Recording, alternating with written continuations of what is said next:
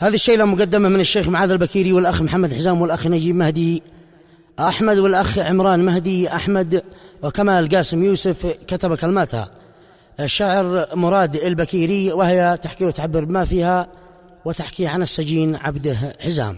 يقول معاذ بن البكيري يا زمن ضيقتها بي يا زمن كل حين.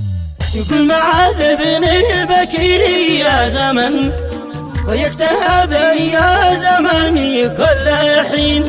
بكل ما قل صبر تزداد الغوان، وكل ما قلت تنجلي قالت بحين. وكل ما قل يا الله يكفينا المحن، بشرتني يا وقت بإبليس اللاعين. حنين قلبي ما يحن الممون، وما يحن إلا من ضايق حزين.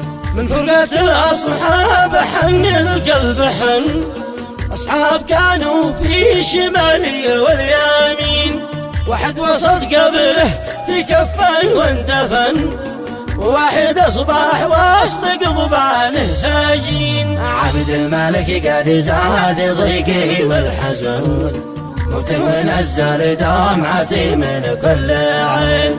وعبده الغالي تزنزن واستجن، ونام ناظر للفرج في كل حين. يا صاحبي ذي في كلمة خابضون، انت الأسد والسبع في وسط العين.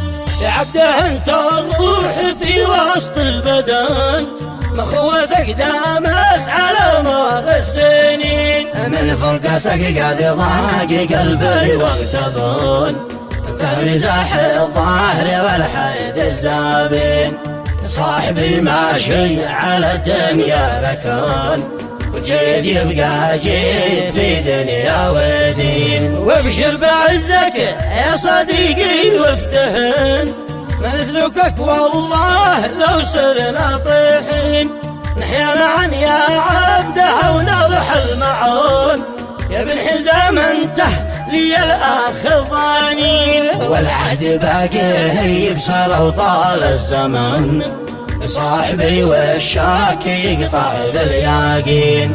أبوك قدمعه على خده دمن، فرقتك يا صاحبي ضايق حزين. واخوك محمد زاد قهره واغتبن، واخوك وائل منتظر لك كل حين. والاخ عمران دمع من عيني نشان، دمع الحزن لانك وسط سجنك راهين. وعد نجيب الذئب عايش في محون، مع كمال صبركم الله اجمعين. الله يفك اسرك دعيته في العلان، الله يكون لك وسط قضبانك امن الله صلاح بعداد الفرائض والسنون، على النبي ذي جاء